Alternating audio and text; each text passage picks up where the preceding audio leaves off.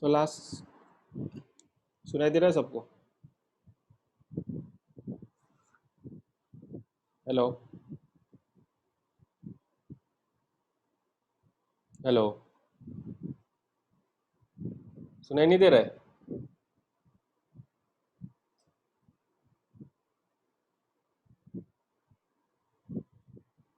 Hello, मुझे सुनाई क्यों नहीं दे रहा है? मुझे सुनाई क्यों नहीं दे रहा है? हेलो हाँ हेलो, सर। अभी सुनाई दे रहा हाँ है? सर।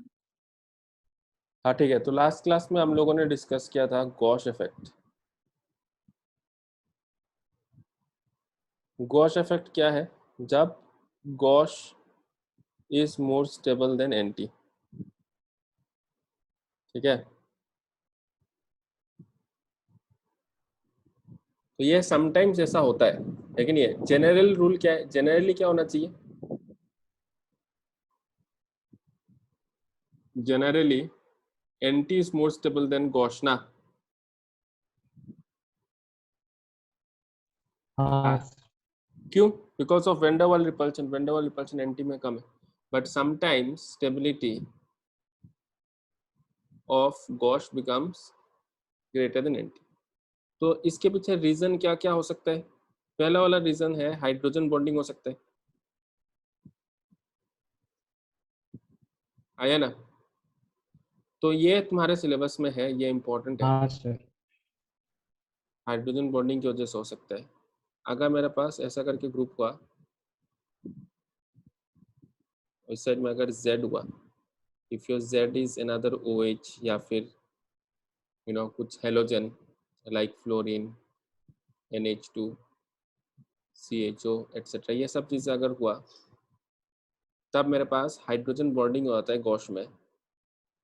और हाइड्रोजन बॉन्डिंग मतलब क्या है? पॉजिटिव नेगेटिव के बीच में अट्रैक्शन है।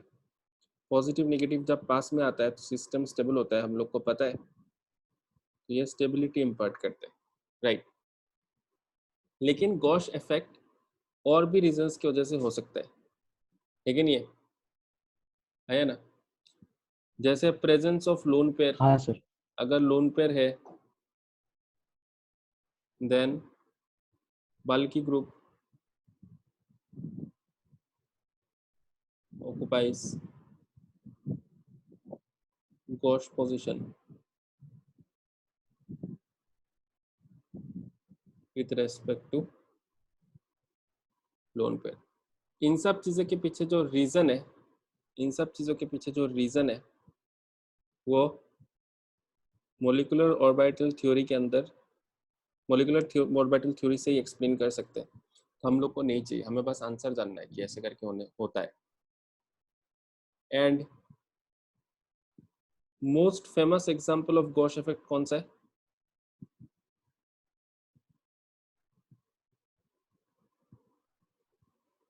डाइफ्लोरोइथेन।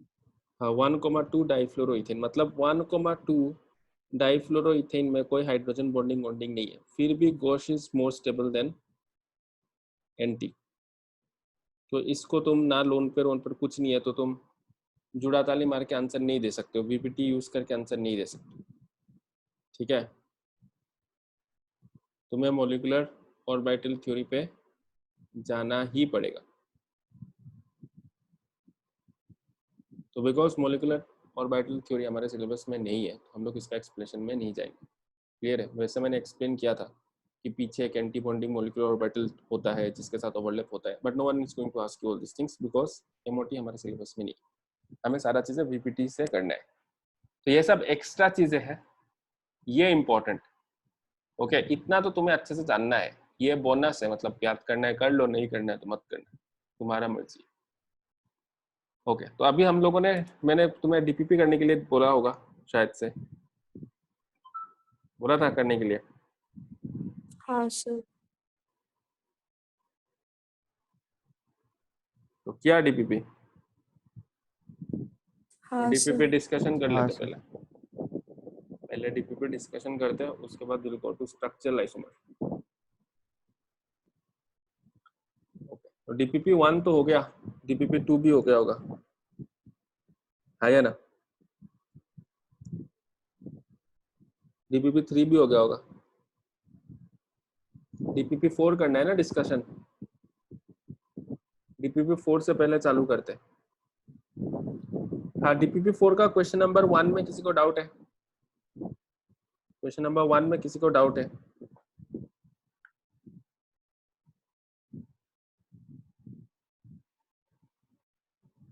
किसी को डाउट नहीं है? डाउट है तो माइक्रोफोन ऑन करके भी तो पूछ सकते। क्वेश्चन नंबर 2 में डाउट है? सर रुके रुके दिखने दीजिए। हाँ सर। हाँ तो भेजो, जल्दी भेजो, जल्दी भेजो। डिस्कस करने, उसके बाद आगे पढ़ना है। अगस्त खत्म होने को है, पीछे चल रहे हम लोग, फटाफट बताओ। कौन सा सीई, 2 का या 1 का? तो 2 तो 1 में नहीं है किसी का डाउट, 2 का सी। आईएचडी माने डीबी है ना?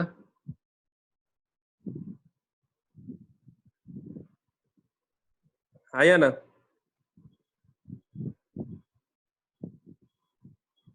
तो क्वेश्चन नंबर 2 में नंबर सी, नंबर सी में डीबी कितना है? ये रिंग है, रिंग मतलब डीबी 1 हो गया ना?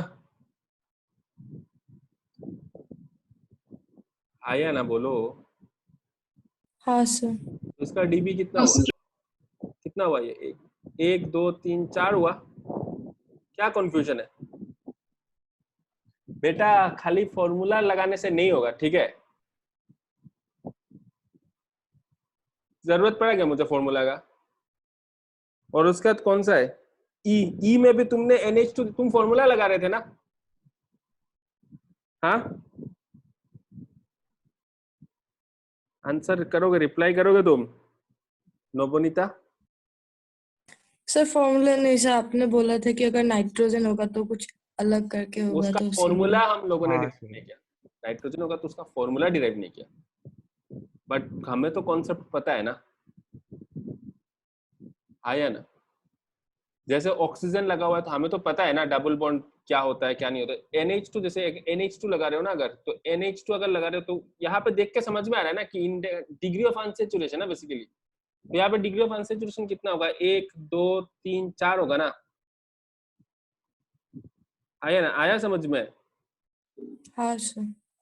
डीबी 4 ही होगा। नेक्स्ट, नेक्स्ट क्वेश्चन नंबर 11 का 2 का सीई, 11 का बी, 1 का 11 का बी, 11 पहुंच गया तू। क्वेश्चन नंबर 3 में किसी का डाउट है? नहीं है? 3 में, 4 में? 3 में नहीं है, 4 में नहीं है, 5 में भी नहीं है, 6 में भी नहीं है। सर 6 में है। 6 में क्या है? मिनिमम में क्या क्या होता है? सर एंटी होगा ना? क्या दिया हुआ है आंसर? गॉसियन एंटी दिया हुआ है। हाँ तो गॉसियन एंटी मतलब वो मिनिमा में पूछ रहे हैं, मतलब क्वेश्चन एक्चुअली एग्जैक्टली क्लियर नहीं है। मिनिमा में मैक्सिमा होता है और मिनिमा होता है ना? आया ना? हाँ तो ये सब मिनिमा है, ठीक है? ये सब मिनिमा है, ये एब्सोल्यूट मिनिमा है, ये सब मिनिमा है।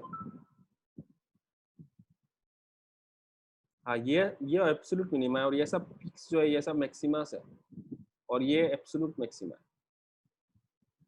उस कॉन्टेक्स्ट में पूछा गया है। नेक्स्ट क्वेश्चन नंबर 7 में डाउट है? 7 में क्या डाउट हो सकता है भाई?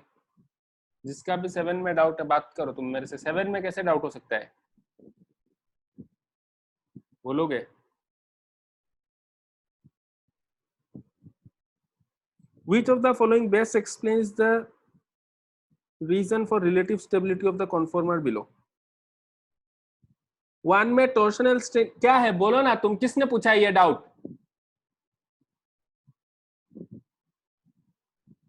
माइक्रोफोन ऑन करके बात करोगे तुम मेरे साथ? क्यों बोल रहे हो? तुमने क्यों क्वेश्चन नंबर 7 पूछा? क्या डाउट है?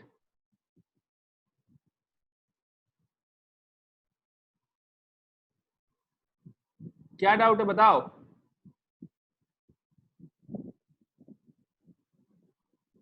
हाँ रोशन बताओ क्या डाउट है क्वेश्चन नंबर 7 में?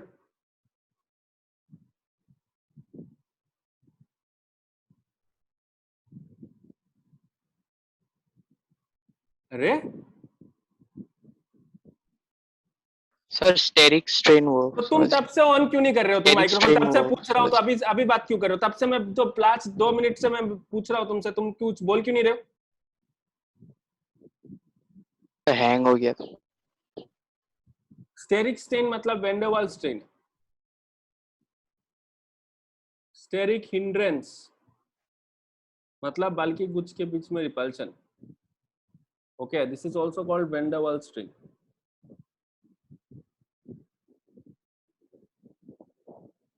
Hindrance due to steric reasons.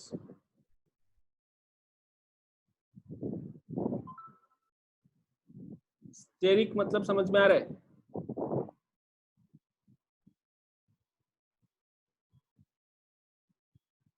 Steric मतलब स्पेस। तो स्टेरिक हिंड्रेंस मतलब hindrance due to steric reason. आप कर लोगे? Yes sir.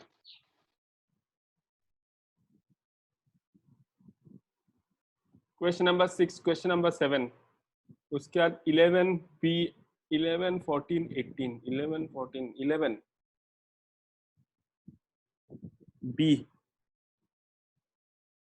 ठीक है, 11 बी 11 ए हो गया। 11 ए तो कर लिया होगा। ओके तो देखो डाइपोल मोमेंट, अगर मेरे पास मॉलिक्यूल ऐसा है, let us take the example of 1,2 dichloroethane, तो डाइपोल मोमेंट कैंसल आउट होगा कि नहीं होगा? इसका डाइपोल मोमेंट इस साइड में, इसका डाइपोल मोमेंट इस साइड में, हाँ या ना?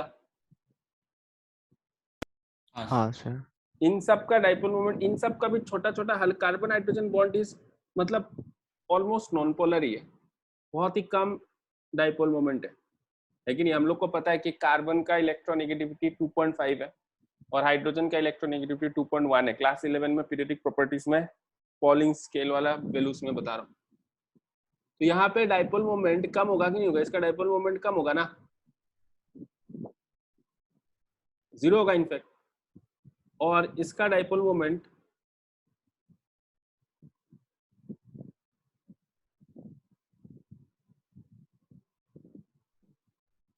ज्यादा होगा।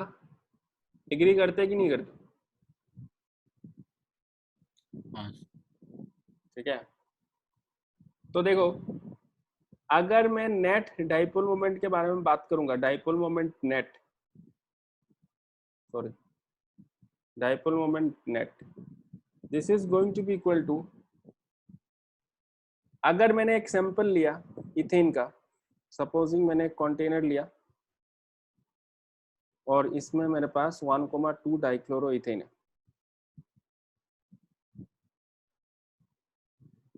तो 1,2 डाइक्लोरोइथेन का अलग अलग कॉन्फॉर्मर होगा कि नहीं होगा? गॉश होगा, लेकिन ये एंटी होगा, एक्लिप्स्ड, स्क्यू, ये सारे होगा कि नहीं होगा? बहुत सारे मॉलिक्यूल्स होंगे कि नहीं होंगे?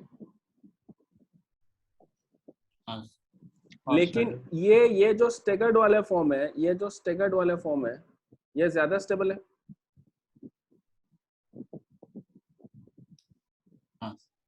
तो मोस्ट ऑफ द मॉलिक्यूल जो होगा that is going to be in this staggered form, and very less than 1% is going to be in the form of eclipsed and skew at any given moment. समझ में आ रहा है? Because eclipse energetically सबसे ज्यादा unstable, तो सबसे ज्यादा stable कौन सा है? ये सब है। तो मेरा जो डाइपोल मोमेंट जो होगा वो गॉश के वजह से, एंटी के वजह से, एक्लिप्स के वजह से, स्क्यू के वजह से, सबका समेशन होना चाहिए ना, आया ना? लेकिन ये मतलब मैं ऐसे बोल सकता ना कि कितना फ्रैक्शन ऑफ मॉलिक्यूल्स गॉश में है multiplied by dipole moment of gauche, plus कितना फ्रैक्शन ऑफ मॉलिक्यूल्स एंटी में है plus into dipole moment of anti, plus कितने फ्रैक्शन ऑफ मॉलिक्यूल्स क्यू में है multiplied by dipole moment of that skew.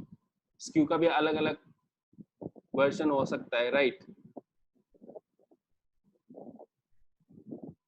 Skew में बहुत सारा स्क्यू हो सकता है कि नहीं हो सकता है, plus dipole moment of anti into mole fraction of anti, right. ये होना चाहिए ना, आया ना। लेकिन ये सब का जो मोल फ्रैक्शन होगा ये बहुत ही कम है, ठीक है। तो इन सब का जो डाइपोल मोमेंट है हम लोग इग्नोर मार सकते हैं। तो मेरा जो नेट डाइपोल मोमेंट होगा mu net is equal to mole fraction of gauche into dipole moment of gauche plus mole fraction of anti into dipole moment of anti. Clear है? ये लिख लो फॉर्मूला। समझ में आया ऐसा क्यों हो रहा है? कुछ रिप्लाई मत करो, कोई रिप्लाई मत करो, ठीक है। समझ में आया? कोई पूछेगा समझ में आया तो तुम कुछ बात मत करो। हाँ सर। ये फ्रैक्शन दे रहा है ना, कितना फ्रैक्शन है ये, ठीक है। इतना fraction multiplied by this plus इतना fraction multiplied by this.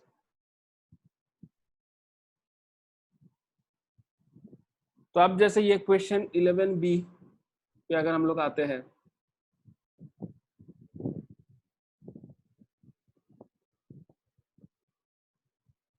the measured dipole moment of this is this, the which of the following statement is or are false, it may exist entirely in NT, it may exist entirely in Gauss। 1 और 2 false है, 3 correct है। मतलब question का मतलब ये है, देखो mu net जो है वो कितना दिया हुआ है 1.12 डी बाई दिया हुआ है, ठीक है। इसका मतलब ये थोड़ी है कि मोल फ्रैक्शन ऑफ एनटी 0 है, मतलब this is going to be equal to mole fraction of gauche into mu of gauche plus mole fraction of anti into mu of anti ना, आया ना। सर। लेकिन 1,2 डाइक्लोरोइथेन का म्यू ऑफ एनटी तो 0 होगा ना, मतलब ये वाला पार्ट कैंसिल आउट हो जाएगा। तो this is going to be equal to mole fraction of gauche into dipole moment of gauche, right. For 1,2 dichloroethane, हाँ या ना? हाँ सर। तो क्वेश्चन ये मीन करने का कोशिश कर रहा है, मैं समझा रहा हूँ क्वेश्चन, कि डाइपोल मोमेंट जो है वो गॉश की वजह से हो रहा है 1,2 डाइक्लोरोइथेन। डज इट मीन कि वो एंटी का फॉर्म में एग्जिस्ट नहीं करता है? Does it mean that? No ना, एंटी के फॉर्म में भी एग्जिस्ट करेगा। इनफैक्ट मैक्सिमम मॉलिक्यूल्स एंटी के फॉर्म में होगा कि नहीं होगा। मोल फ्रैक्शन जो है हाईएस्ट मोल फ्रैक्शन एंटी के फॉर्म में होगा, बिकॉज वो सबसे ज्यादा स्टेबल है। एग्री कर रहे हो? हाँ सर। हाँ सर। लेकिन डाइपोल मोमेंट में कंट्रीब्यूशन उसका नहीं है, बिकॉज ऑब्वियसली इसका डाइपोल मोमेंट कितना है 0 है, क्योंकि ये एंटी है। इसका मतलब ये नहीं है कि डाइपोल मतलब जब हम लोग डाइपोल मोमेंट कैलकुलेट कर रहे हैं वो बस गॉश की वजह से हो रहा है, बट इसका मतलब ये नहीं है कि एंटी में मॉलिक्यूल्स एग्जिस्ट नहीं करता है। तो 1 और 2 आंसर गलत है। नेक्स्ट 11 के बाद कौन सा है? 14, 18, 14, 17, 18। सर हाँ, म्यू ऑफ एंटी किसी और मॉलिक्यूल के लिए तो 0 नहीं भी हो सकता है ना? भगवान ने तुमको दिमाग दिया है ना, दिया है कि नहीं दिया है? हाँ सर।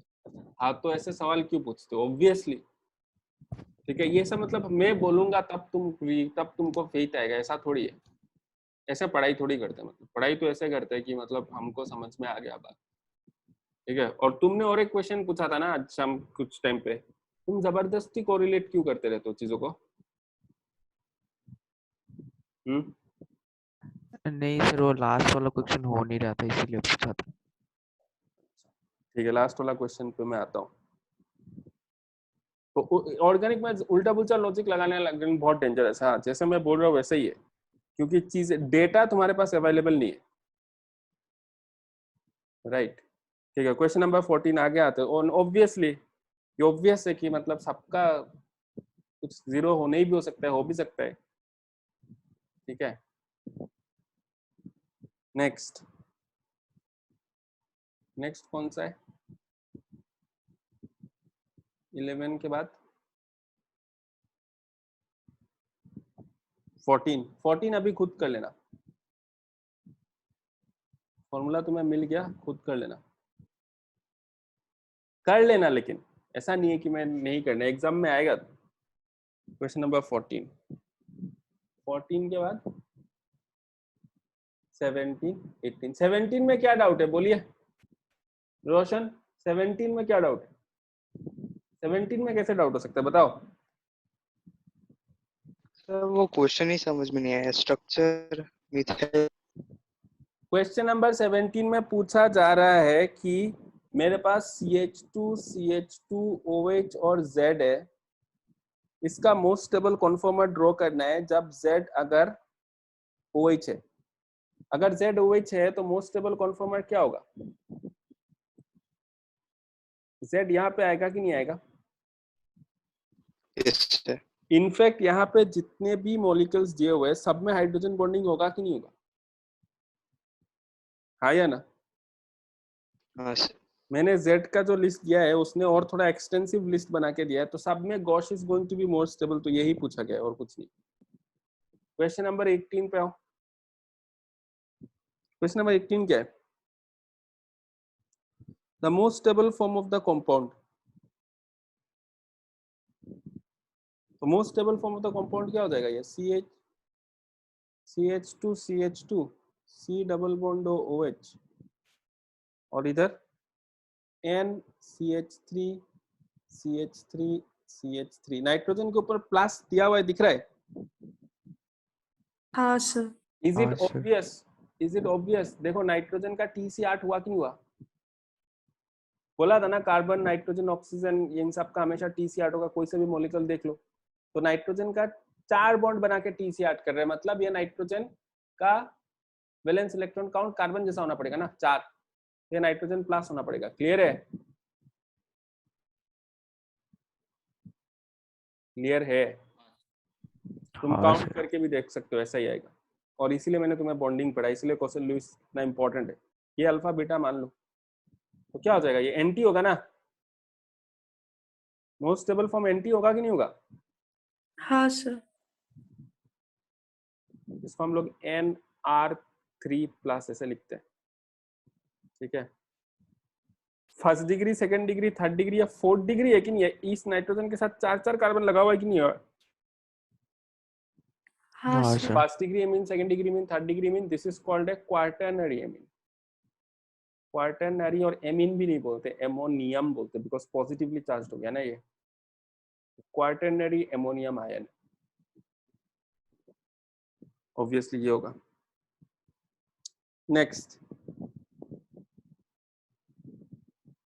17 18 21। ओके, क्वेश्चन नंबर 21 पे आते हैं। क्वेश्चन नंबर 21 किसने पूछा है? किसने पूछा है 21? गौरव कुमार, आरु, अनिर्बन, रोशन, नवनीता। 21 नहीं हुआ? सर 21 का एक हुआ है, एक नहीं हुआ है। ओके, तो 21 में सबसे पहले तुम मुझे ये बताओ नवनीता, ये सक्सिनिक एसिड जो है ये स्ट्रॉन्ग एसिड है या वीक एसिड? वीक। वीक है। स्ट्रॉन्ग एसिड का लिस्ट हम लोग को पता है, तो वीक एसिड है, ऑर्गेनिक एसिड है, वीक होगा। अब तुम मुझे यहाँ पे बताओ, मेरा H सपोजिंग डिसोसिएट हो रहा है, वीक एसिड डिसोसिएट करके H++A- डाल रहा हूँ, ठीक है? अगर मैंने कॉन्सेंट्रेशन ऑफ H+ बढ़ा दिया तो ये रिएक्शन किस डायरेक्शन में जाएगा, फॉरवर्ड या बैकवर्ड? बैकवर्ड। Backward मतलब HA is going to become undissociated. It will be like percentage of HA molecules undissociated form में ज्यादा होगा ना? हाँ सर। मतलब जब हमारे पास pH कम है इसका मतलब H+ ज्यादा है, इसका मतलब रिएक्शन बैकवर्ड डायरेक्शन में आएगा, मतलब इतना डिसोसिएट नहीं होगा। एसिडिक मीडियम अगर पहले से अगर H+ प्रेजेंट है तो वीक एसिड इतना ज्यादा डिसोसिएट नहीं होगा। लेकिन सपोजिंग मैंने यहाँ पे बेस डाल दिया, सपोजिंग मैं बेस डाल रहा हूँ, राइट? मतलब कॉन्सेंट्रेशन ऑफ H प्लस घटा रहा हूँ। अगर मैं pH बढ़ा रहा हूँ मतलब कॉन्सेंट्रेशन ऑफ OH माइनस बढ़ा रहा हूँ ना, हाँ सर। मतलब H प्लस घटा रहा हूँ, मतलब OH माइनस यहाँ पे अगर मैं डाल रहा हूँ OH माइनस, तभी ना जाके H प्लस घटेगा सॉल्यूशन में। आया ना, क्लास 11 आयनिक इक्विलिब्रियम, राइट। तो ये रिएक्शन किस डायरेक्शन में जाएगा? फॉरवर्ड डायरेक्शन में जाएगा। फॉरवर्ड। मतलब this A minus reaction, more of A minus will be formed, मतलब A माइनस का परसेंटेज बढ़ेगा, मतलब percentage of dissociated form of the acid ज्यादा होगा। एग्री कर रहे हो? हाँ सर। तो मेरे पास यहाँ पे एक एसिड दिया हुआ है, this is known as succinic acid. अभी याद रखने का जरूरत नहीं है, लास्ट चैप्टर है carboxylic acids and the derivatives, वहाँ पे डाइकार्बोक्सिलिक एसिड्स का कुछ इंपॉर्टेंट डाइकार्बोक्सिलिक एसिड्स का नाम याद करना पड़ता है। तो मेरे पास CH2COH, CH2COH, अगर मेरे पास pH कम है तो ऑब्वियसली ये डिसोसिएट नहीं करेगा ना, हाँ या ना बोलो? अगर हाँ। एसिडिक मीडियम है तो डिसोसिएट नहीं करेगा। लेकिन अगर मेरा बेसिक मीडियम हुआ, अगर मेरा मीडियम बेसिक हुआ, बेसिक मीडियम अगर हुआ, तब तो ये किस फॉर्म में रहेगा? COO माइनस CH2COO माइनस, इस फॉर्म में रहेगा कि नहीं रहेगा? हाँ या ना?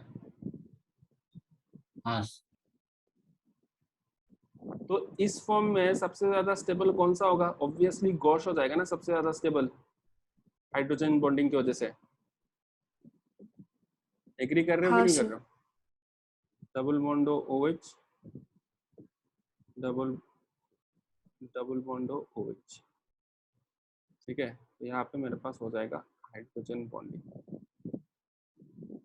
ओके। लेकिन इसमें तो हाइड्रोजन बॉन्डिंग होगा ही नहीं, हाइड्रोजन ही नहीं है। आ रहा है बात समझ में? तो पॉजिटिव नेगेटिव कहाँ से होएगा? नहीं होएगा ना।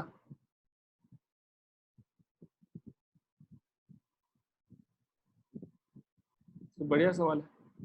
मोस्ट स्टेबल यहाँ पे कौन सा होगा? गोश। मोस्ट स्टेबल यहाँ पे कौन सा होगा? एंटी। ठीक है। एक चीज देखो तुम, अभी तक हमने जितना भी क्वेश्चन किया है ना, एक में भी जो अलग सा एक्स्ट्रा चीज पढ़ाया था उसके ऊपर क्वेश्चन आया क्या? नहीं आया, नहीं आएगा। समझ में आ रहा है? वो बस हम लोग को थोड़ा सा सही चीजें बोलना पड़ता है ना, इसलिए वो बोला गया है। अगर तुम याद कर लोगे, ये सब स्ट्रॉन्ग होना चाहिए, उसके बाद तुम्हारे पास टाइम है तो तुम पढ़ लेना एक्स्ट्रा, ठीक है। प्रोबेबिलिटी सर ऑफ, हाँ इसमें पीएच बढ़ाने से हाइड्रोजन एकदम गायब कैसे हो जाएगा? मतलब कम हो जाएगा ना, मतलब हाइड्रोजन का कॉन्सेंट्रेशन।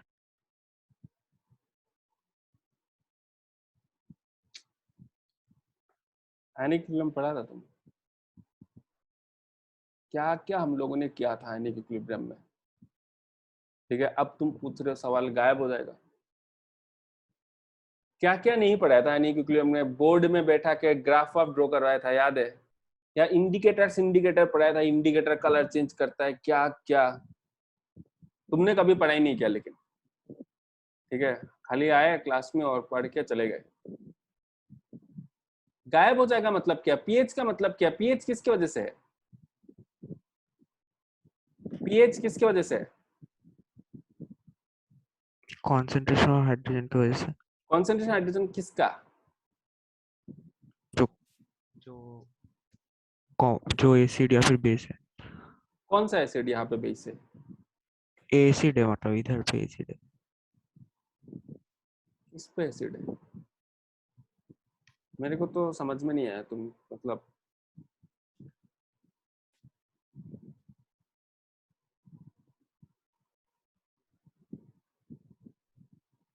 तुम क्या बोलने का कोशिश कर रहे हो? HA को अगर मैं बेस डालूंगा, सपोजिंग, सुनो तुम, मैंने इसका 1 मोल लिया और मैंने NaOH 1 मोल डाला, हाँ तो तुम क्या बोल रहे हो? तुम Na प्लस वाटर नहीं होगा क्या? हाँ हाँ सर। नहीं, हाँ तुम्हारा सर। सवाल क्या है? तुम्हारा सवाल क्या है? तुम मुझे ये बताओ तो pH इक्वल टू 10 का मतलब क्या है? कॉन्सेंट्रेशन ऑफ H प्लस कितना है? नहीं है क्या? ऑब्वियसली होगा, पानी की वजह से होगा, वो सब काउंट करना पड़ेगा ना तब। हाँ सर समझ में आ रहा है। मतलब तुमने अगर 0.1 मोल NaOH लिया, बताओ, रुको तुम कुछ भी पूछते रहते हो, दिमाग खराब करते हो। 0.1 मोलर NaOH का पीएच कितना है? और साइड ट्रैक करते रहते हो कॉन्वर्सेशन से, जैसे पढ़ रहे अभी ऑर्गेनिक केमिस्ट्री, लेकिन तुम मेरे से फिजिकल केमिस्ट्री का कॉन्सेप्ट अभी क्लियर करवा रहे हो, ठीक है? 0.1 मोलर NaOH का पीएच कितना है बताओ? 13।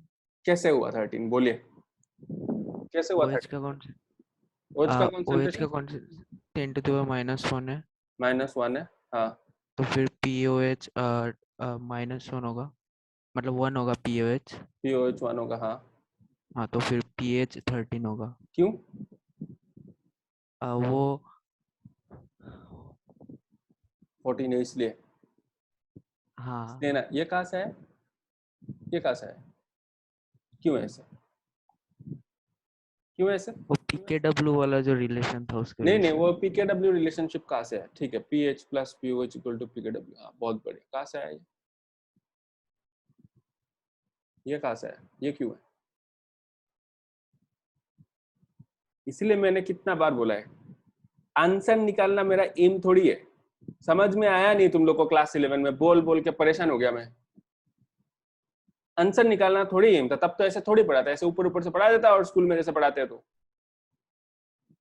बार। अभी तुम भूल जाओ अभी ये सब, ठीक है? अभी हम लोग ऑर्गेनिक केमिस्ट्री पढ़ रहे हैं, इग्नोर मारो ये सब चीजें जो फिजिकल। लेकिन इंटर रिलेटेड क्वेश्चन ऑब्वियसली आ सकता है, तुम्हें जाके आने के इक्विलिब्रियम वापस से स्टडी करना चाहिए, ठीक है? और ऐसा ऐसे मत सोचना कि खाली हमको ना आंसर चाहिए। इसलिए प्रॉब्लम जो करने के लिए बोला जाता है ना, जो वर्कशीट दिया जाता है, वो इसलिए दिया जाता है ताकि तुम उसको सॉल्व करोगे, तुम अपना कॉन्सेप्ट क्लियर हो, ठीक है? अब तुम ये मेरे को पता है और मुझे सब पता है कि तुमको क्यों नहीं, तुम्हारा डाउट कहाँ पे, मुझे पता है, इसलिए मैंने ये सवाल पूछा है, ठीक है? Why did I construct this question? Because I know कि तुमको ये नहीं पता। मुझे पता था कि ये तुमको कहाँ से आया, तुम्हें नहीं पता, इसलिए मैंने ये सवाल पूछा है, ठीक है? ओके, तो तुम जाके पहले आयनिक इक्विलिब्रियम वापस से पढ़ना।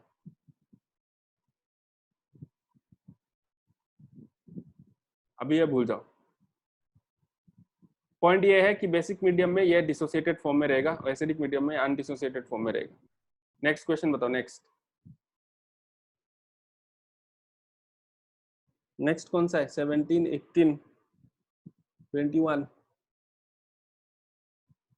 21।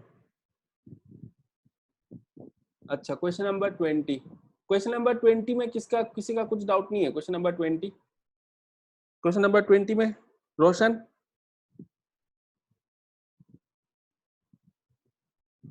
Question number 20।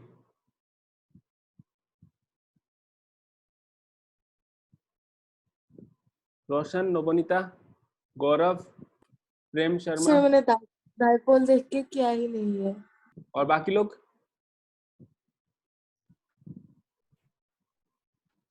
पूछ रहा हूं मैं तुमसे सवाल कुछ। यस भेजे। किसने भेजा? अनिर्बन ने भेजा, बाकी लोगों ने तो नहीं भेजा। अच्छा, रोशन ने भी भेजा है, बाकी लोगों ने तो नहीं भेजा। Question number 20,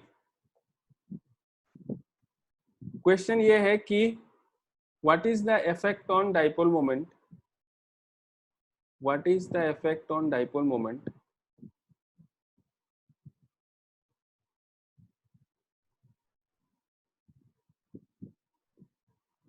of some particular molecule, in this particular case 1,2 dichloroethane है, on increasing temperature, on temperature increase करने से डाइपोल मोमेंट क्या होगा? ओके, आ रहा है समझ में? तो क्या होगा बताओ, क्या लगता है तुम्हें?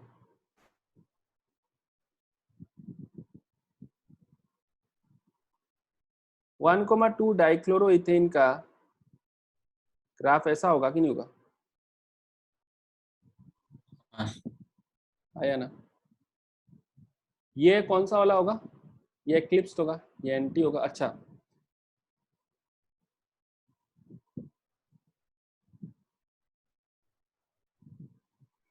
नहीं ऐसा नहीं होगा, तीन तीन तीन होगा ना इसमें, फुल्ली एक्लिप्स, पार्शियल एक्लिप्स, ये सारा चीजें होगा कि नहीं होगा? बोलते नहीं हो यार, ऐसे करके होगा ना ग्राफ, हाँ सर। हाँ राइट। और मैंने ये तुम्हें बोला है कि स्टेगर्ड फॉर्म जो है, staggered form, most of the molecule is in the form of staggered, तो एनर्जेटिकली ज्यादा स्टेबल है कि नहीं है ना? हाँ। तो ये हो गया स्टेगर्ड, एनटी जो सबसे स्टेबल है।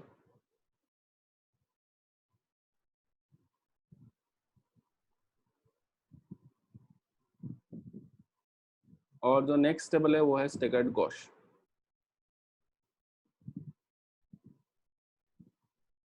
इसका एनर्जी E1 है, इसका एनर्जी E2 है, मान लेते। तो जैसे जैसे टेम्परेचर इंक्रीज कर रहे हैं वैसे वैसे हम लोग ऐसे बोल सकते हैं ना कि सिस्टम में एनर्जी दे रहे, सिस्टम में एनर्जी हाँ इंक्रीज कर रहे, तो कौन सा ज्यादा हो जाएगा? मतलब पहले maximum molecules are going to be in the form of anti और नॉट, मान लो like Yes. Around 80% molecule will be in the form of and 20% इसमें। लेकिन जैसे जैसे टेम्परेचर इंक्रीज करेंगे वैसे वैसे more and more molecules are going to get converted from gauche to anti ना, फ्रॉम एंटी टू गॉश ना।